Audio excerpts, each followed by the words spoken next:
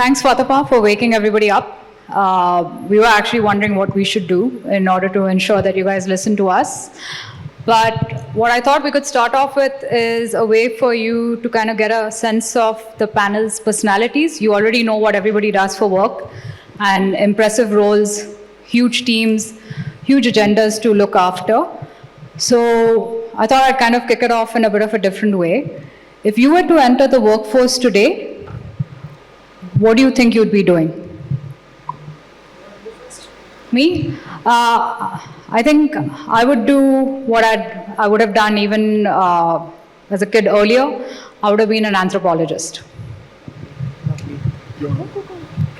I would have joined my family business, which is mostly into jewelry. I would have loved to be a sports journalist. With the advent of IPL and the women's cricket, I think there cannot be a better profession than that. I would have been in the medical sciences space, I think, more. There's a lot to be done there. And that's a space which is fascinating and it grows. So that's where I would have been. So none of us would have been AI leaders, but now that's for another lifetime. Coming back to the topic or the panel that we're dealing with today, it's actually a pretty wide one around AI and the talent gaps, or how do we kind of think about talent in the age of AI. We're going to talk about some specific scenarios that we are at least occupied with, and then would love to kind of open it up to the audience for any kind of questions. So I guess the first one, which we cannot avoid however hard we may want to, but it's very prevalent, it's out there, you know, with the latest being the Amazon news of the layoffs. A few weeks back it was Accenture. On a less, I would say, dramatic note, companies such as Zapier, Shopify, Duolingo, and then a lot of others have actually had this whole aspect of shape up, right?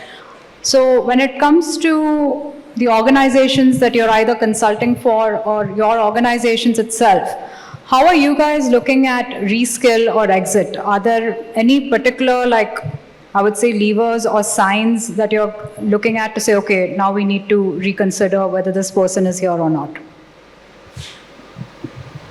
You want to go? Yeah.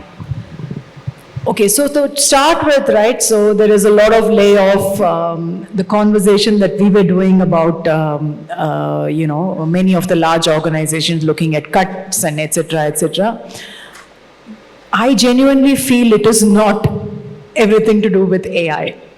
Obviously, there is a lot to do with how are you going to now move into this new future of AI. And how do you start working alongside intelligent system? That is definitely a thing that is going to happen.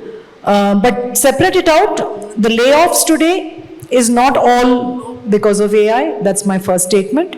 There are other things. Sometimes it is also going under the garb of AI and use of AI. That's one part. Now moving to how is the shift happening? Yeah. While there are many different views in this with respect to use of AI, Gen AI replacing the workspace on one side, or huge productivity gains that is coming through, you know, AI in the system. And on the other side, people questioning. So there are many of my clients who are still saying, is this real? Is this happening? There are such people also still, right? So quite a few. Now, my personal belief, before we realize AI will be all over the place, it's going to be consumed, it will be there everywhere. But the question is, now how are we going to work in the future? If I can visualize and think about it, I think it would be a combination of human and AI working together, and that's going to be the future, and that will change in its style and format. There was an interesting conversation that we did some time back as to when somebody is thinking about AI everywhere or agentic or agents around, it's largely one imagines that to be a humanoid standing next to you. But most often than not, the future is not a humanoid versus human. it would be everything agentic. So whatever the dustbin sitting right there is going to be agentic enabled. Yeah, so that's one part of it. Now, how do you deal with this dustbin, which is now AI enabled, is where your new skills are going to be getting into, right? So we will talk more as we move into the conversation deeper with respect to what are the new skills that are coming.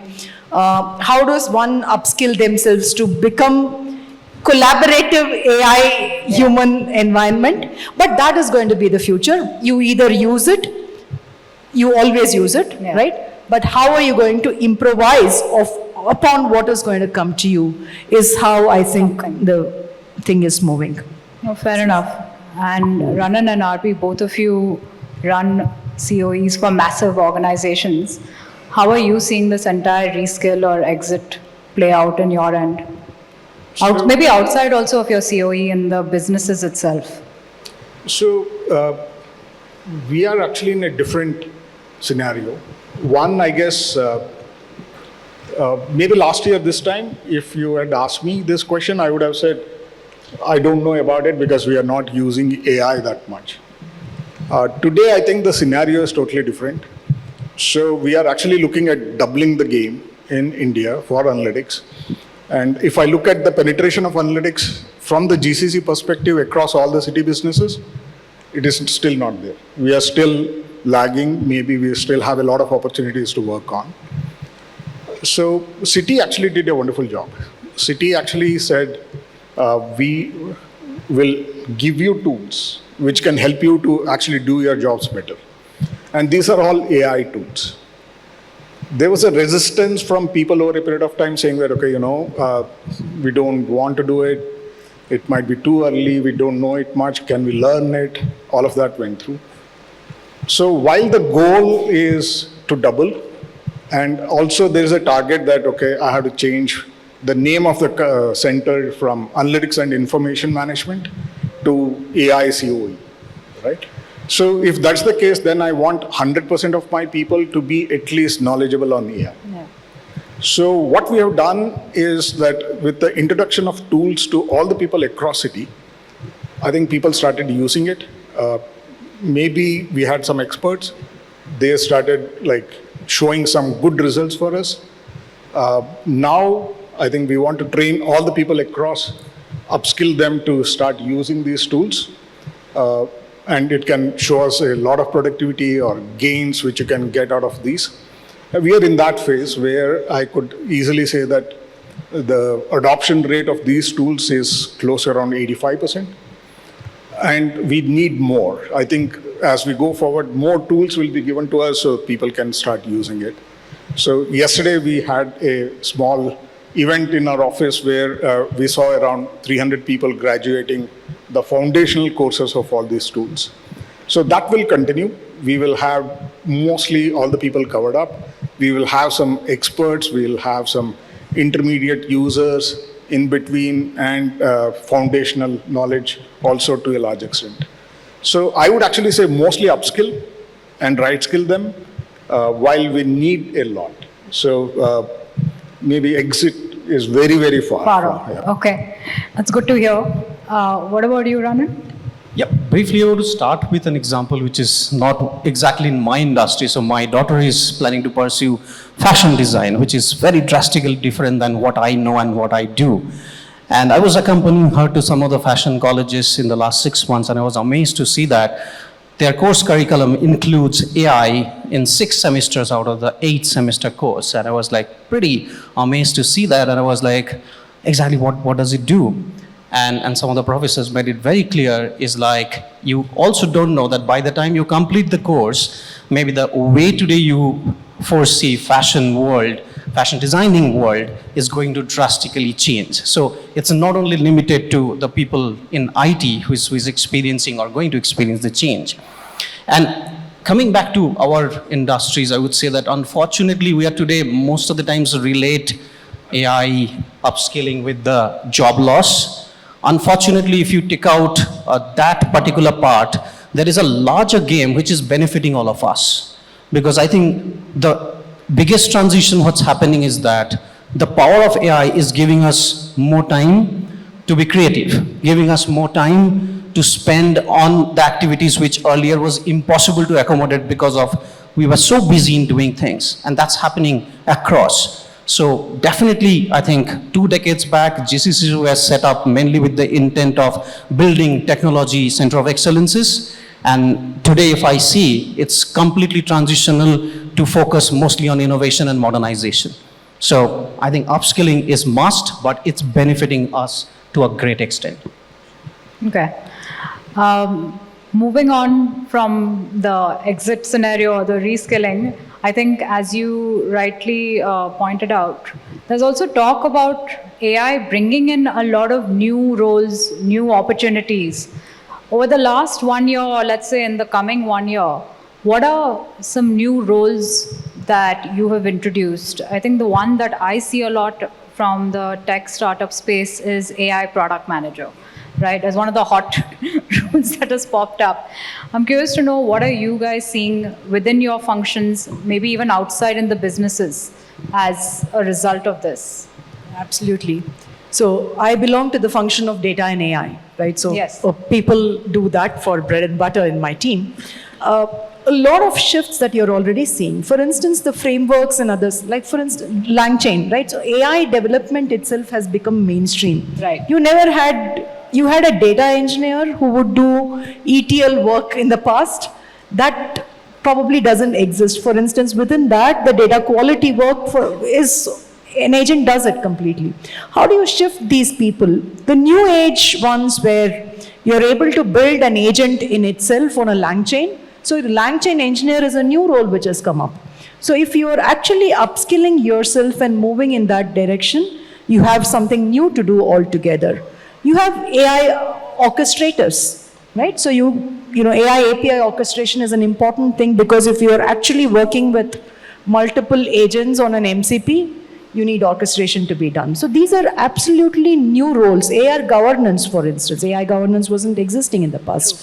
AI ethics is new roles. Now, this is not purely technical, but if you move out a little bit, then there is a lot to do with that as well. Within a large organization such as the end user organization, you need to have AI ethics officer. There's just so much more to be done with respect to the shift in the technologies that are happening. The earlier ones may become lesser used. Redundancy still takes a longer time. For instance, just from the data perspective, big data is still used today. While people have moved to the cloud, big data is still used, right? And within the cloud, there are multitude of cloud engineers that we will require for the purpose of AI. So I think the shift is happening. Today, we are in an old and new kind of a scenario. Especially from a data AI perspective, I'm listing the jobs that are opening up in terms of new job roles. Yeah? You want to say what you see? Yeah. In addition, I see a lot of other roles which are coming in. One is mostly looking at what would be the target operating model. In the next 3 years, how would the organization look? What sort of things can become redundant so that we can be much more efficient? That's one. So to a large extent, I see a lot of AI roles, the chief AI officer or somebody who is responsible for ethical AI. So those are some of the roles which are coming in. I would also say some of the roles which I have seen, but maybe we are discussing those, but not there yet, is mostly on the governance side. So the data governance side, I think that's going to be a big one. So maybe it will open up a lot of other things for sure, but these are some of the big ones which we are looking at as of now. What about you, Ranan? What's the one role that has kind of totally surprised you? The one new role? I mean, definitely AI ethics officer, as RB was mentioning, is like it never existed, or we never thought that there can be a role, something like that, and which as we recruited someone as AI ethics officer 2 years back in the CXO League. And I think if I talk a little bit away from the technology, because if I refer to the businesses, what we work with also, so there are a lot of these operations roles, right? Which is the HR operations, customer operations, contract procurement operations. These roles are not changing by definition, but their job role is entirely changing. Because earlier they used to be on call for rest of the day or most of the time of the day, and today they are not needed to do that. And that's why they're able to now do lot other things. They are able to connect to the customers for different reasons, not to only listen to the complaints. And they are given the data analytics kind of a work because they have the access to the tool in which they can just feed the information and they're getting insights. So I'm seeing that there is a huge transition that AI is no more limited to the ITs of the world. AI is in the hands of the business, and business is getting more empowered to be innovative, to make their own decisions. Just to add to one of those things, right? So in the past, we were talking about system engineers. They became DevOps engineers. Yes. That became data ops, for me at least from the lens that I'm seeing. Then it was ML ops. Now it is LLM ops. How do you kind of bring all these pieces together, monitor them, maintain them, get the data pipelines in place? So it's a transformation that you're seeing, and there is so much more to do. So I'm always fascinated with the new job roles that are coming up, and how is it getting filled. But then these are real roles that is happening, Kuntal. Yeah, I think as we just close this one out, the one that I recently saw outside of the AI space was the combination of the CTO and the CHRO coming together. And the combining those two roles into one in one particular organization, which I thought was very fascinating. So I'm curious to see how that one evolves. And who knows what else we'll see. I was talking to you in the same length, right? How do you recruit an agent today? It's an entire HR process, and that's Absolutely. where this whole thing is embedded or starting from. I think a lot of people in the room might be parents, and this is something that I'm hearing from a lot of friends. They come and ask me directly that my kid is about to graduate. Is there going to be a role for them when they get out of school? And it's a genuine fear that people have that entry-level roles will not exist in several cases just because of what AI is capable of doing. So having exposure to startups and smaller companies, I know, for example, a friend of mine who's running a small agency, he has pretty much gotten rid of the entry-level copywriters. How do you guys see this in the companies that you're in? I mean, you are employing a really substantial large workforces. So what do you see happening? If I can start this time, I think I'm not of the opinion that entry-level jobs will be redundant, because there are two larger benefits what I definitely see today. Number one, it's a bit of cost-effective part. They are still lesser expensive compared to the mid-level people. So especially in the service consulting, keeping the margins depend a lot on them. And number two is that, to be honest, they are the first generation who are AI trained, because most of us, or most of the mid-senior level practitioners, what we have in the industry, we are still trying to learn. We were never taught about that. So definitely I see that the new generation is coming well prepared, well trained, and they will cater to the need much better. I was just going to add that what you said makes perfect sense. Do you think companies will be forced to then think about how they set up these entry-level roles so that they're taking in this batch that is so equipped with AI skills, right? And do you see that happening in your orgs? Let me take that up as well, right? So this one, I completely go with what Ranan is saying. I do not think the entry-level roles will go. And it doesn't make sense. And here is why it doesn't make sense. One reason you started talking about it is the fact that this is the first generation which is AI born of sorts, right? They are better equipped to deal with the agentic world that we are looking about, and all of us know that the future is going to be agentic plus human agent combination, and this is that generation which is going to be able to do that most efficiently.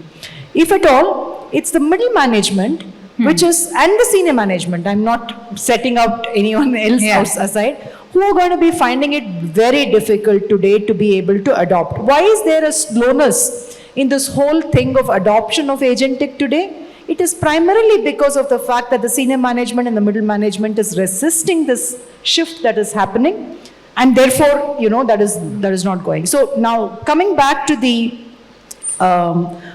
entry-level roles, it will change.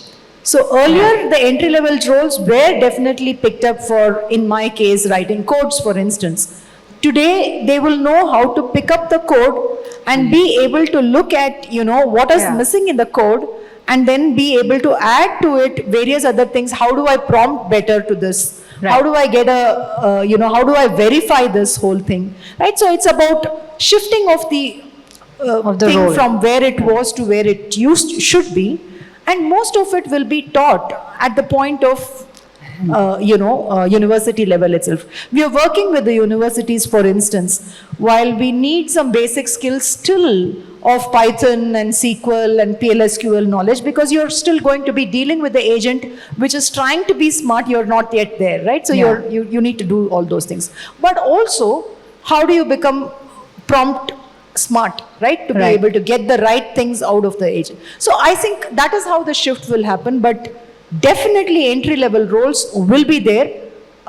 That's not going. In fact, maybe they'll thrive, in my view, than No, you're right. just being provocative there to be. You're right. I think I was reading recently about like Whisper is actually doing a lot of great work. And companies that are using Whisper, one of the biggest unlearnings they have to do is we're so used to like typing stuff in, right? But if you can actually manage to convert whatever you're writing in terms of emails or instructions into voice, that is just like increasing the productivity and the efficiency like nothing else. But it's a massive unlearning that has to happen for people at mid-levels, senior, and the chances are like, the young people will actually come in with that inbuilt already. Arbi, you were going to say something? So I think Padmashri covered most of it. I would actually say, when I meet people who straight come from the campus, we hire a lot of people. I feel that they are much better than us. Honestly, we actually run an internship program, and this is for 6 months. And we had several people join us, and we give them a problem. The way they solve the problem in 3 months and present it to us is totally different than anybody in the company who are working on it. A simple thing is we do time series forecasting. A lot of us know this is the way we need to forecast. But if you go to the market and see how many different processes are there to forecast, we were used to 1 or 2 and we would do only those. So these guys, the interns, actually came together and worked and created a simple tool which takes the data, it runs the data through 100 different models and gives you the 3 best forecasts which it has got, and you can take an average if you want to. And this was all done in less than 3 months. So we was very surprised that how come we didn't think about all this. So I think the next generation is much better than us, so they don't have to worry too much about it, is my guess. So that actually brings me to my next question. What happens to the AI data folks at mid-level? As you guys said that, they're the ones who might have the toughest time, or the senior? Because on one hand, as you said, the people who are entering the market are better than us, and I completely agree with you all on that front. We also have the scenario where business folks or people who are not data scientists can now go ahead and create models. They may not be super sophisticated, but they are well enough to do the job. So how should mid-level data folks, data scientists, data leaders, senior leaders, how should they think about what they do next? It's because it's like stuff that you were doing is being taken over, right? See, this problem is not just for data scientists. While I'll quickly answer the data scientists thing, I was in the same length talking about the fact that if I had X number of data scientists about 5 years back, today I still require more. While we know that the way the data scientists used to function 5 years back was different. For instance, NLP was big those days, right? So somebody had to really work on NLP. It took time for them to create a summary of a report. It took a truckload of time, right? So they need to think, how do I contextualize? How do I get the right kind of vector database done, so on and so forth. Today, everything is out of the thing. LLM is right there, you pick it up. But does it mean that it has solved all of the problems? I don't think so, right? So today my data scientists are still functioning with deeper level of problems using elastic search as to, okay, so if this problem is solved, what is the next that I can go on, right? So there is no dearth of, while they also, some of them might have just moved into becoming MLOps engineers as well. They also learn to do, how do I do data pipelines and so on and so forth.